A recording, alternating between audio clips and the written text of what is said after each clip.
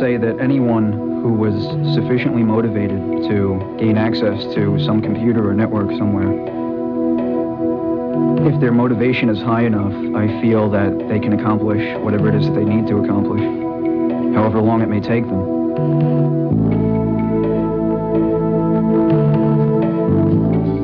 And the victims may never know. With your name and your social security number and the right access to either a computer wire or a credit reporting facility, it's a key to open up a rather private part of your life.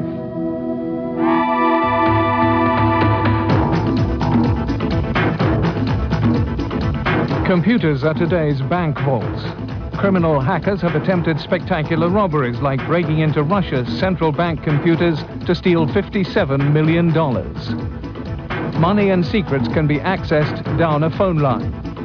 But killing by keystroke is also possible.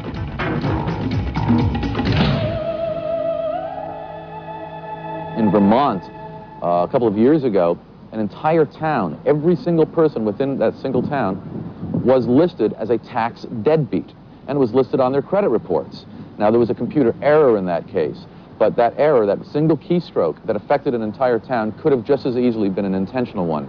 In West Hartford, Connecticut, every single person in the town was listed as dead. And the only reason they discovered it was because nobody from West Hartford was being called up on jury duty. So these are kind of humorous. But the point is, a single keystroke can literally kill somebody electronically. Personal information is no longer locked away in a filing cabinet. It's stored on computers at home and work. And hackers show how easy it is to gain unauthorized access into someone's account by using their login and password.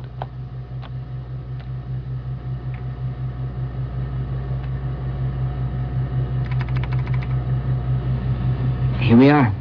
We're in.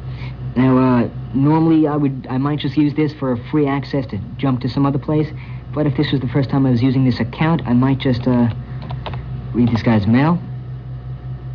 Any embarrassing correspondence or detail of this person's life is now at the mercy of the hackers. See if he has anything interesting here. Well, this is interesting. Something called sexware.arc. Who knows what that might be? Maybe we oughtn't go into it. No. Though if I chose to, I can now transfer this file to me.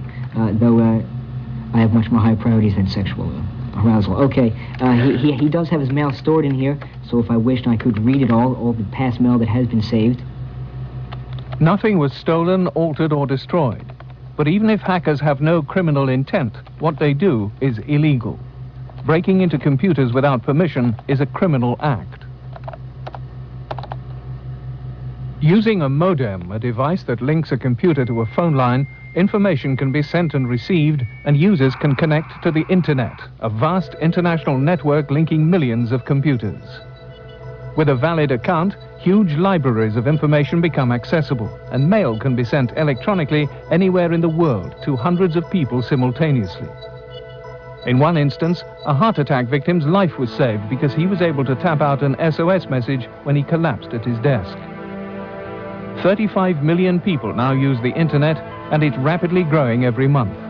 But so are attacks on the network, as hackers use it to break into other computer sites. Unlike traditional crimes such as drug smuggling, gathering evidence is more difficult for law enforcement. A hacker can pick up the phone and dial a local university, and then go out on the internet, download a file, and hang up. None of those traditional checkpoints like borders exist. You don't need large amounts of people, you don't need vehicles for conveyance, you don't have to manipulate money. One of the things about the internet is it's global. It's in 60+ countries with millions of users. And unlike traditional offenses, which give opportunities for law enforcement, a hacker case doesn't yield the same opportunities. The recent events that occurred on the internet with the break-ins and the compromise of thousands of passwords shows how simple it is. And that was just done by, allegedly, a couple of kids. And good evening to one and all. This is Emmanuel Goldstein. The program is Off the Hook, and we come your way. Emmanuel Goldstein runs a hacker radio show in New York. Guru to the cyberpunks, he argues they're not criminals, just explorers in cyberspace, pushing back the electronic frontiers of knowledge. This is incredible. We're on the internet at the same time that we're on the radio, and the internet is this amazing meeting place of the minds that can take place over continents. It can take place over time. It can take place over space and energy and anything else you can think of. And that's where we are tonight. On this occasion, the internet was legally accessed and the use of the phone was paid for. But usually hackers need free, anonymous phone lines to get into other systems around the world without being traced. This brings them into conflict with the telephone companies who track their activities. Telco detective Dale Drew maintains a hacker vigil. Here's a picture of Emmanuel Goldstein, who was at SummerCon 1993. I've had people going into almost every database you can think of looking for my personal information. So I've gone to great extents to try to protect myself. But when you have 23,000 computer hackers who really would like to meet you in a dark alley with a baseball bat, it's pretty hard to keep tucked away from everybody. He searches for messages and clues left by hackers about possible intrusions into his own company, MCI Data Network. These are often left on computer bulletin board systems, or BBSs, where information is shared about the latest systems cracked and how it was done. Sometimes legitimate bulletin boards are used as fronts for the hacker community, where innocuous messages contain hidden meanings. We'll log into a BBS, download all the messages, and then if we find a hacker talking about either who has already gained access into that system, that customer, or is trying to gain access to that customer, we will alert that customer to saying, hey, look, we found a couple of computer hackers in Germany or Switzerland or in New York talking about your particular computer system, and here's what we found. You may want to take steps to have that system protected.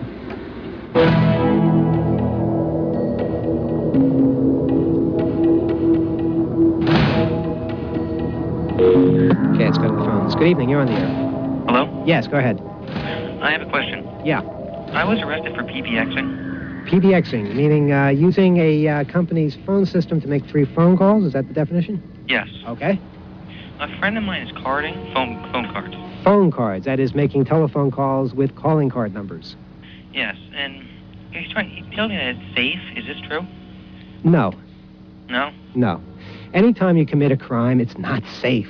It's something you got to remember, and when you do things like that, it's committing a crime. It's very simple to realize that. That's, using a system and not paying for the service is something that someone's going to get angry about. It's very simple. Experimenting with a system, though, and figuring out ways to make it do different things, it's a bit more nebulous. Someone's still going to get angry, but is it technically breaking the law? Who's to say? But at least recognize that there is a risk involved. Don Delaney's worked phone crimes for the past decade. To him, hacking is just another crime like breaking into someone's house. But the teenage cyberpunks don't worry him. He's after organized criminals who exploit hacking techniques. Telephone fraud in New York alone runs into hundreds of millions of dollars every year. Call cell rackets use stolen PBX codes to offer cheap international calls on public payphones. Many codes are obtained from hacking, but it's an activity most hackers despise. Today, Delaney's tracking a street corner enterprise in Harlem. One of the ways you recognize those call cell operations on the corner is when you watch a guy, he hits about 30 different numbers and he's going out through somebody's PBX. They always carry the telephone number on a piece of paper that they want dialed, and they give it to the person to dial it for them. The person initiates the call either using the stolen telephone credit card number or the remote access code through the PBX that they're going to utilize. The hackers seem to have the same kind of moral sense. They know where the line is, they don't cross it. They don't hurt things, they don't damage things. Now, that's not to say there aren't people that can do this. There are criminals that can use hacker abilities. Some of the skills developed are ripe for crime. These hackers are creating credit card numbers which could be used to commit a fraud. Now, what this allows me to do is generate a card that appears to come from one of these banks. I search for the keyword Arizona. And there it is, City Bank of Arizona. Prefix is 5234. And I type that in and it asks me how many cards I'd like to generate. Just for this, I'll generate 10. And there it is. Using a mathematical algorithm, I have generated 10 cards that appear to be coming from the Citibank in Arizona, and they fit the mathematical algorithm that would say that they're a real card. You could gain access to one of the major credit bureaus here in America, CBI, TRW, Equifax, etc., and use these cards to verify that, in fact, they have a certain limit, that they were, in fact, issued, and if they were, you could successfully commit credit card fraud. These hackers claim they do this merely to crack codes and break systems. But in the wrong hands, fraudulent card numbers could then be used to purchase expensive goods over the phone. However, again, this is just an interesting program, and if you're stupid enough to, want to order merchandise and deliver it to your house, go right ahead. It's not my fault. Other than the money that you have in your pocket, everything that you own, all of your money, is electronic. It's a series of bits, ones and zeros, strung together in computers. And if I want to go after money, I'm going to go after that. It's a crime without clues, and it takes months before a victim realizes they've been stung. New York lawyer Harvey Horowitz. The feeling of being financially violated, being this exposed to anyone, was a rather unsettling experience. Someone has my Social Security number. With that, someone else accesses my credit history. The history is produced with a listing of all my credit cards and the credit card numbers. The credit card companies are then called. The person identifies themselves as me, has the address changed for billing purposes. Then either orders a duplicate card sent to the new address or proceeds to charge up merchandise either through the phone or through the mail. It's charged to my account, but the bills are sent to this bogus address. A checkbook was also sent to this bogus address and $9,000 stolen from his account. The criminals obtained his financial details by accessing a credit reporting agency using a computer at the car sales company where they worked. A criminal ring had infiltrated the company, and 15 former salesmen now face fraud charges for illegally using computers to steal credit information. There were 3,000 victims. They lost $25 million. None of them had ever bought a car there. The scale and simplicity of the scam amazed the police investigator, Detective Judd Levinson. With one little number, your Social Security number, these people can obtain everything that they need to know about a person, all right? Private information that you feel is safe and secure, all right, with 1 minute on a computer will all become, total open knowledge for their use. And this is knowledge that they will have and use forever. I suppose 20 years ago, if someone wanted to get my Social Security number, they'd almost have to literally break into a file cabinet and then flip through.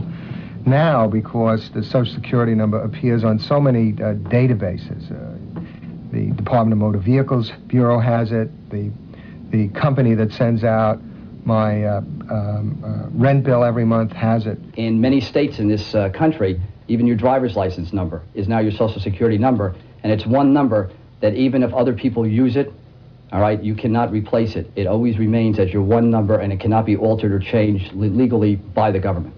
The credit profiles not only list your name, address, your most recent addresses, your date of birth, but they actually have, if not all, they have the most significant digits of your credit cards, so that the actual credit card number can be ascertained from your credit profile. Once I have your electronic identity, I can go out and get money, get loans, purchase things in your name, take the goods, take the cash, and you will end up holding the bag, having to pay the bills.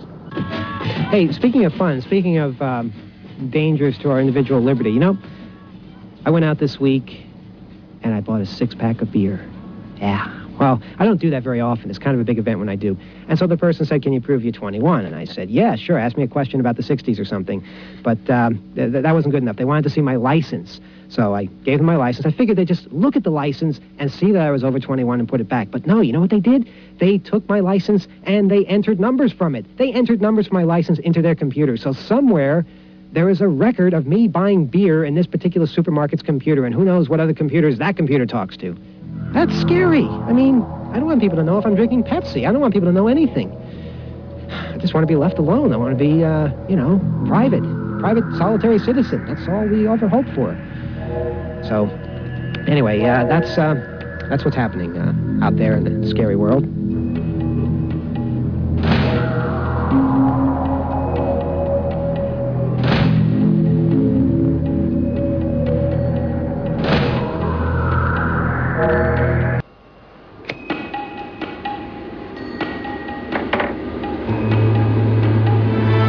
Hackers operate a night shift vigil in their twilight world. It's a solitary pastime.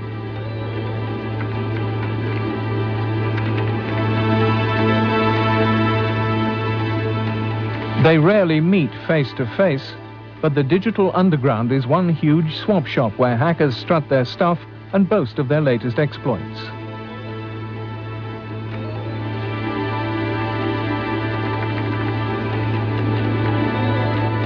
Secret bulletin boards are used to post details of their latest hacks and newest techniques. Cyberspace is their electronic cafe. Here in New York, of course, you can meet a bunch of hackers by going down to the Citicorps Center on Friday afternoon at 5 p.m. and hanging out until around 8 p.m. And you'll meet all kinds of strange and interesting people. This bizarre gathering of techno-dweebs is the 2600 Club, named after the tones used in the early days to get free phone calls. This activity is known as phreaking. 2600 supporters meet throughout the world. Clustering around the payphones, they bait the authorities in a show of defiance, but stopping short of breaking the law. There's no crimes going on here. We're here exchanging information. Hacking is the quest for knowledge. It's a quest that makes people in charge of knowledge rather uneasy, because sometimes they know things that we don't know yet. But this isn't a view shared by law enforcement. We've had some significant cases like the Masters of Deception in New York and the Legion of Doom in Atlanta, where hackers have penetrated the phone company computers and altered phone services and tampered with their computers. We have to prosecute cases like that. The phone system is integral to American life.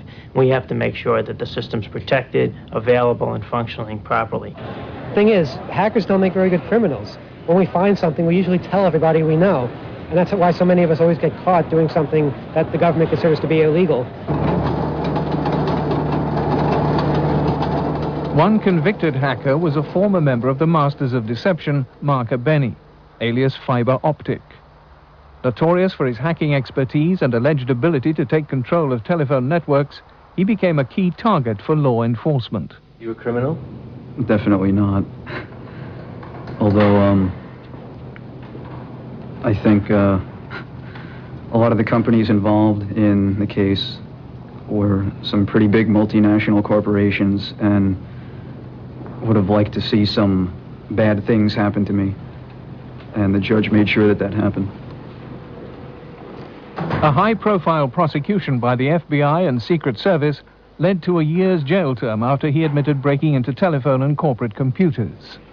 He didn't do anything wrong, he didn't steal anything, he didn't rip anybody off, he didn't cause any damage, yet the government feels it's right to put somebody like that away. That's a scary thing and something that I hope we never forget. Abene's ability to trace and tap phone calls led to his prosecution, a clear warning to the hacker community. As a child, he had an amazing capacity to memorize huge amounts of data. He began hacking aged 12 and was forced to leave one of his schools after breaking into the grades computer. Breaking into a house, it's pretty clear-cut what it is that's being done and usually what the motivation is. With computer trespass, it gets a little more complicated. There's all sorts of motivations and intentions and reasons behind why someone would do that. And there is no one reason across the board why someone would be involved in something like computer trespass.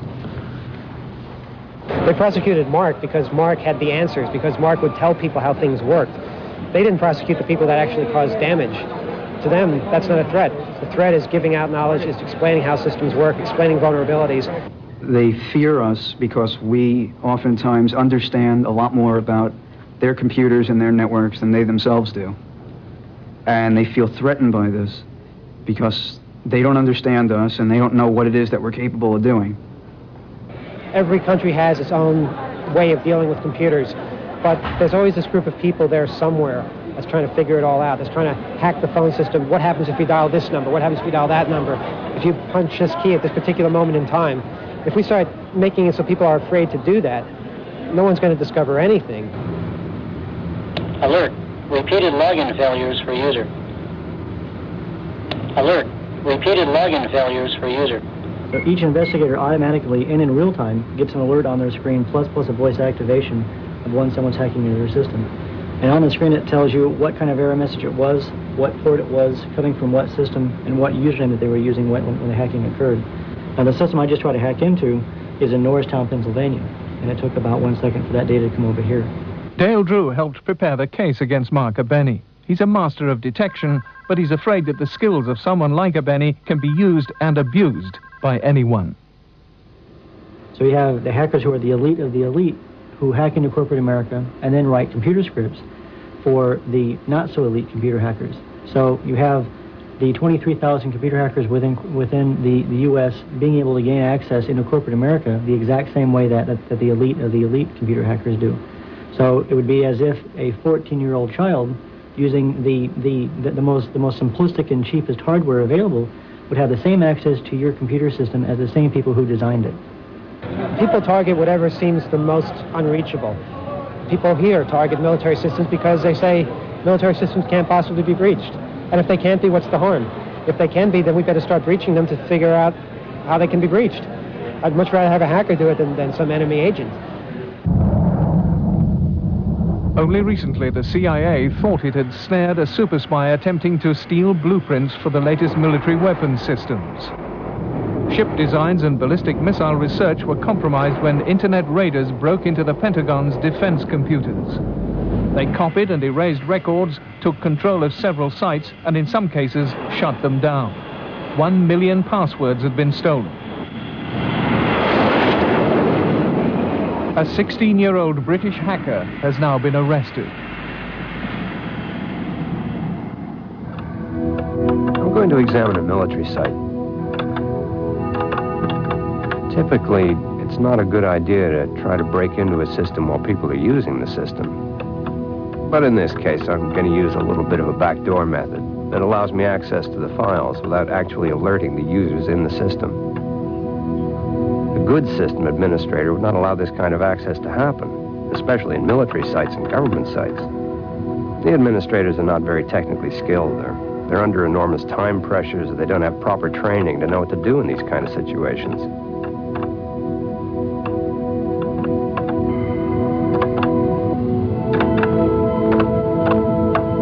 I've now, in essence, taken their hard disk on the remote system and placed it in my local system.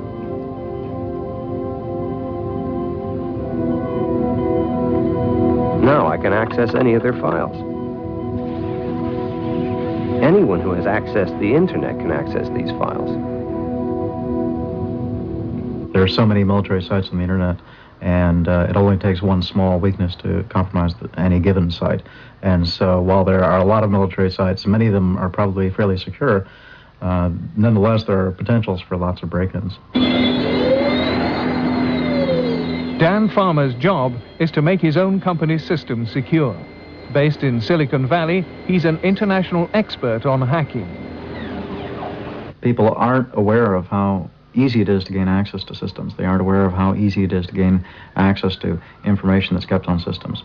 And pretty much anything that's run on a company level, whether it be financial records, new plans for new products, personnel files, anything of this sort, is fairly easily accessed over the internet and is done so on a daily basis by interlopers or intruders. Every company on the internet of any size whatsoever has been attacked and has probably been broken into. And if they think they haven't been broken into, the odds are that they just don't know that they've been broken into. Corporate America is afraid to publicly admit there is a problem. Companies often refuse to report computer break-ins to the police, but it's known computer crime costs business an estimated $3 billion a year. Most organized crime is after money, and they're going to use whatever techniques that they have at their disposal to go after those. We see here in the United States, oftentimes, ATM machines the subject of attack. Some people drive a pickup truck up to an ATM machine, wrap a chain around it, yank it off its pedestal, and take it apart and get the money out of it. The electronic criminal would rather do it in a more sophisticated manner. Financial experts Price Waterhouse run their own team of legal hackers to protect some of the most sensitive corporate and government computer systems in the USA. The purpose of a hacker study is to test a client's susceptibility to a hacker attack from both an outside hacker, the people you read about in the papers, teenagers, people in their basement, and an inside hacker, which could be a disgruntled employee or even a trusted employee who, for whatever reason, has decided he might like to try to get some more access to a system for financial or other type of gain. We have a software tool known as a demon dialer, and what that does is it dials every possible phone number in a given exchange. If it hears a computer tone, it logs that phone number for us, and then we can go back and we'll try to make a connection to those numbers and see if we can find our clients' computers. And what we'll try to do at the second level is to actually break into the computer, either by guessing a password, stealing a password, somehow circumventing whatever control or security mechanisms that have been put in place. And we have a number of tools that help us to do that. We have a password guesser, which is a program that takes an English language dictionary and attempts to use every word in that dictionary as a password, hopefully finding one that works. We also have a password cracker, which will take a password file that has been encrypted and attempt to decrypt it to obtain a password.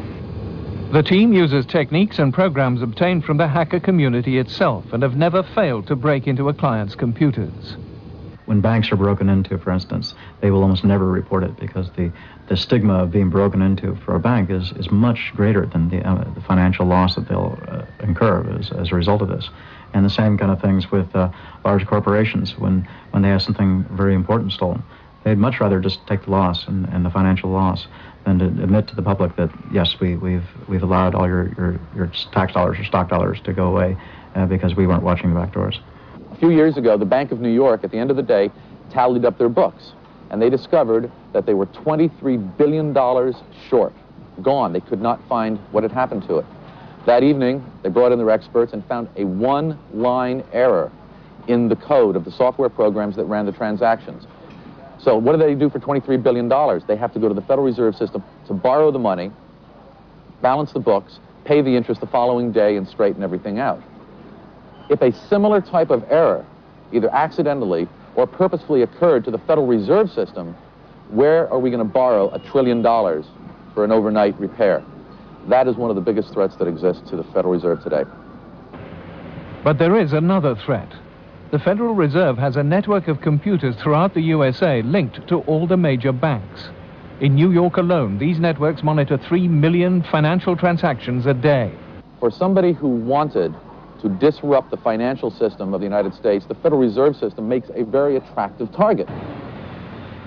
Here in Culpeper, Virginia, 80 miles from Washington, is a secret communications center. The Culpeper location for the Federal Reserve Board is kind of like a bunker built into the side of a hill, and apparently has a fair amount of physical security associated with it. Radiation-proof chambers underground house a gigantic vault which until recent a fortune in cash to be used to jumpstart the US economy in the aftermath of a nuclear war. But is it safe from a hacker attack? Electronically, the Federal Reserve Board is very aware of the vulnerabilities not only to themselves but to financial institutions in general. Around the globe, there are 21 electronic networks through which $3 trillion move every day. Culpeper is also a nerve center for one of these key routes for the worldwide electronic transfer of money. These networks are now so vital to the economy, they make ideal targets for a terrorist hacker attack bent on destabilizing the government. Using a scanner device, he plans to pinpoint where illegal calls are coming from. Get going. Okay, we are in the area known as Jackson Heights. This is also known as Little Columbia. Mostly a Colombian population here. It's the main redistribution of cocaine in the New York metropolitan area. This is also the main area for cellular phone fraud for the county of Queens. Drug dealers were the first to steal other people's cell phone ID codes. Innocent customers got billed for the calls, and most importantly, the police couldn't trace the dealers' transactions. This in turn spawned a new street industry worth $1 million a day. There is a car here to the right with blacked out windows, as I predicted. Also one to the left of us. And you see the signal right here is all the way up on the top of the screen. You're parked right next to the car that's got the cellular phone in. The scanner identifies the source, and later undercover police officers will purchase a long-distance call and then arrest the criminal ringleaders. The crooks also use scanners, but for capturing ID codes during legitimate calls. Then, using computers, they clone their own phones. All of their calls will now be charged to the victim. Every call going out is illegal, is from a cloned phone. Believe me, there's not a legitimate cellular phone in this neighborhood. We have seized as many as 13 phones in a day, and every one of them was cloned. At night, when it gets dark on that block, it's very dangerous. There's been several murders there during the past year. In fact, one of the people that we arrested for cellular phone fraud was shot and dumped on the Northern State Parkway out on Long Island. And we ended up investigating his homicide. That's what brought us back in here. The other customers who have cellular phones are paying for the loss because the telephone companies are allowed to charge by tariff from the FCC 100% of fraud back to the other customers. So the customers are paying. One of those is New York businessman Theo Papadopoulos, whose code has been stolen 8 times in the last 5 years. About a year ago, I received a telephone bill at my office. It was about 150 to 180 pages big, and it was in excess of $20,000. And the most of these phone calls, they were made in about 3 or 4 days, and they were all in the, South America, countries like Colombia. He now changes his portable phone's ID code every month. I have to watch where I go, where do I make a phone call, where do I use the phone. I try not to use the phone under bridges. I try to use the phone only in places that I think that I wouldn't have a problem. Businessmen leaving work from Manhattan face a daily threat at the Brooklyn end of the Midtown Tunnel, where call cell operators wait with scanners ready to steal their ID codes. Another example of the criminal entrepreneur keen to exploit the computer industry. Silicon Valley in California makes state-of-the-art hardware to power the world's most profitable business. Computer chips are worth more than gold or cocaine to organized crime. Each chip can cost up to $900, and last year, $40 million worth were stolen from Silicon Valley alone.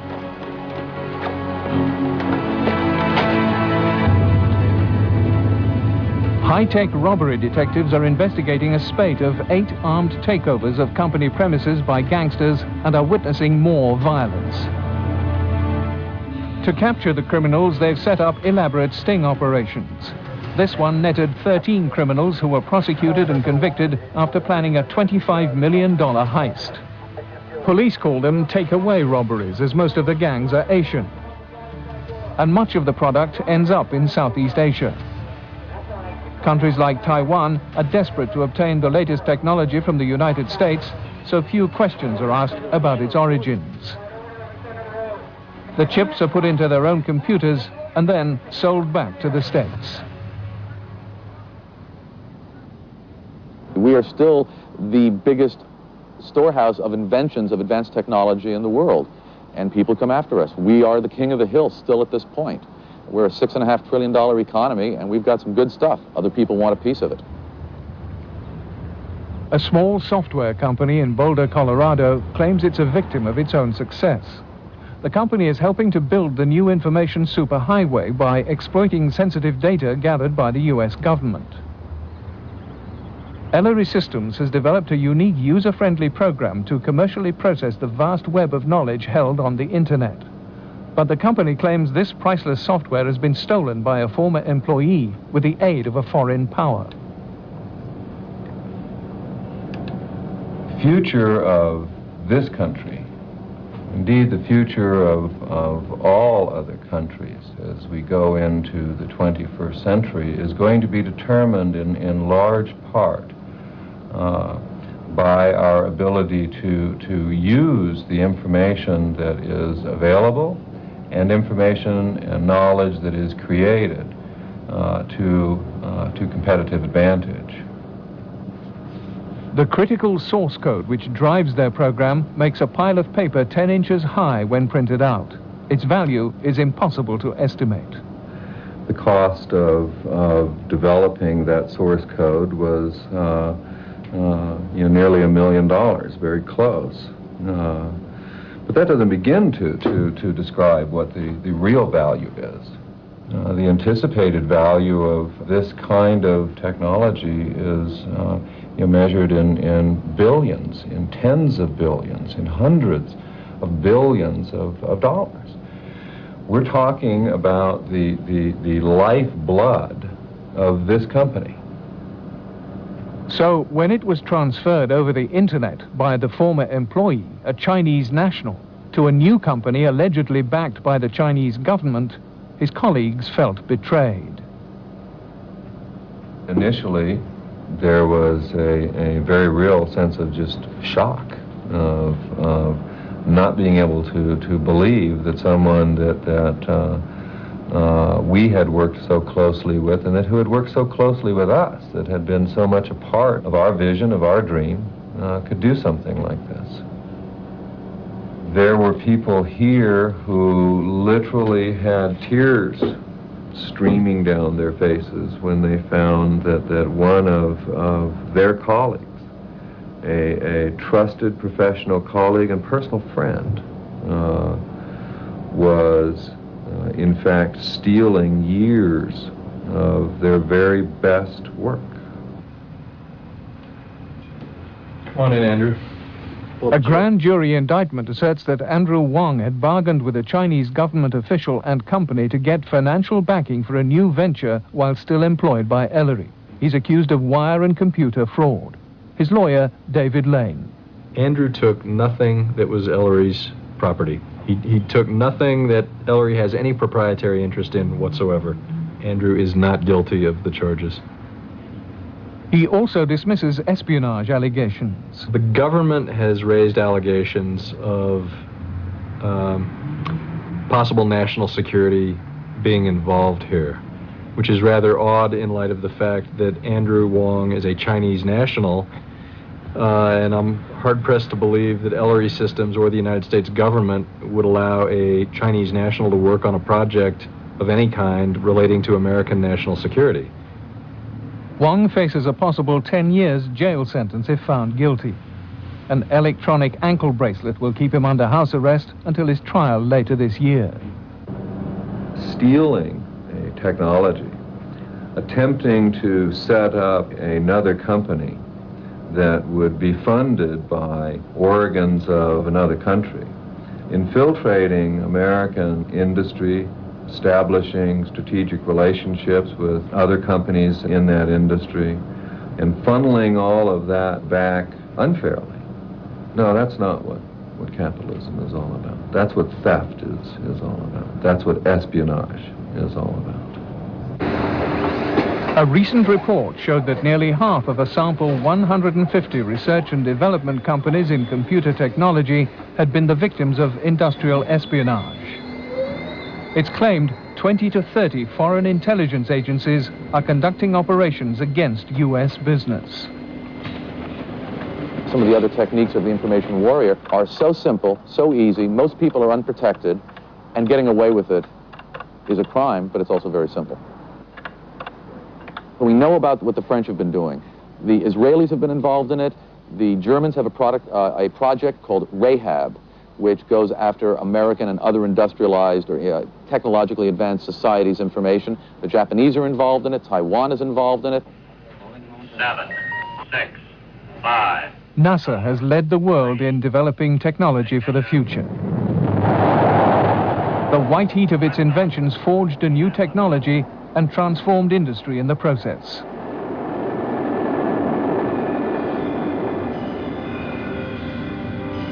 Its Cray computers are some of the most powerful in the world, containing huge amounts of scientific data which is commercially sensitive. NASA is also an essential part of the Internet, providing a gateway for other countries and continents. Once into their systems, it's possible to access military sites.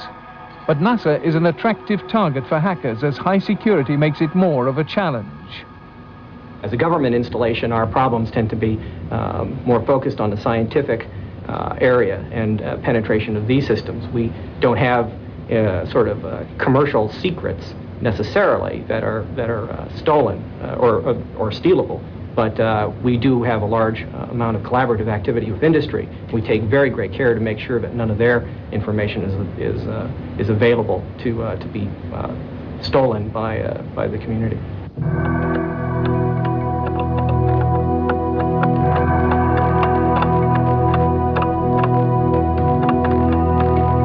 I'm going to masquerade myself as a user on the remote machine, and now I'm going to try to log into the machine itself.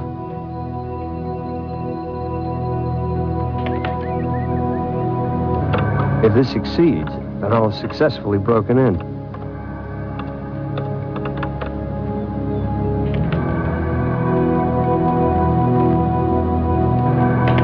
Bravo, I'm now logged into the remote NASA computer, as you can plainly see by the login banner.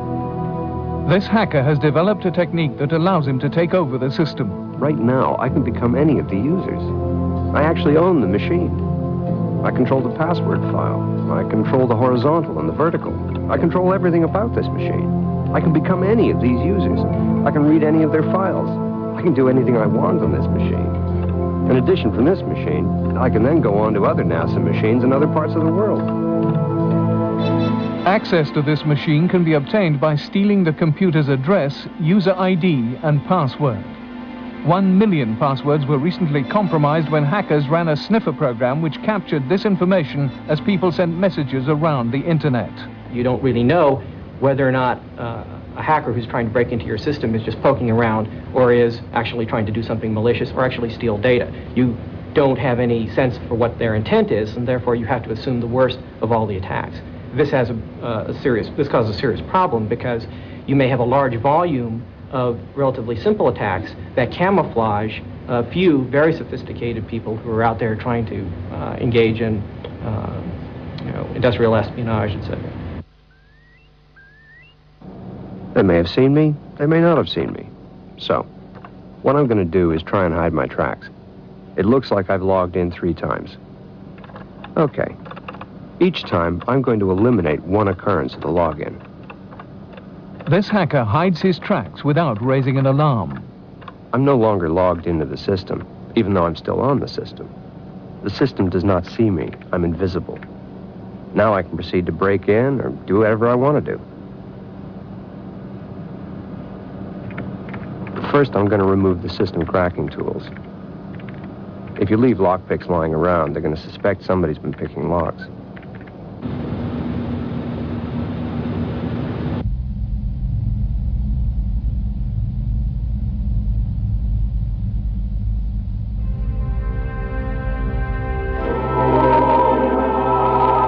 Corporate information is power and money, and its acquisition is rising in value in this new era of information warfare.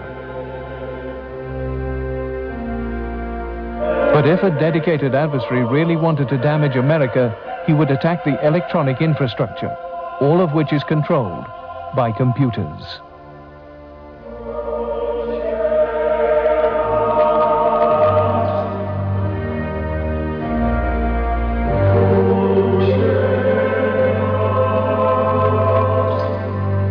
I would try to attack the financial systems, either through Wall Street or perhaps through the Federal Reserve Board or the SWIFT network. I would go after transportation facilities, shutting down airlines and other major transportation routes. And I would also go after communication systems, whether they're cellular or land-based telephone companies. If I could, as a bad guy, bring those systems to a halt or severely hamper their operation on a daily basis, the economy of this country, upon a sustained attack, would definitely suffer. Modern terrorist can do more damage with a keyboard and a computer than he can do with a gun or a bomb. unless we do something about security on a national scale, I fear that we're going to face something of a computer Chernobyl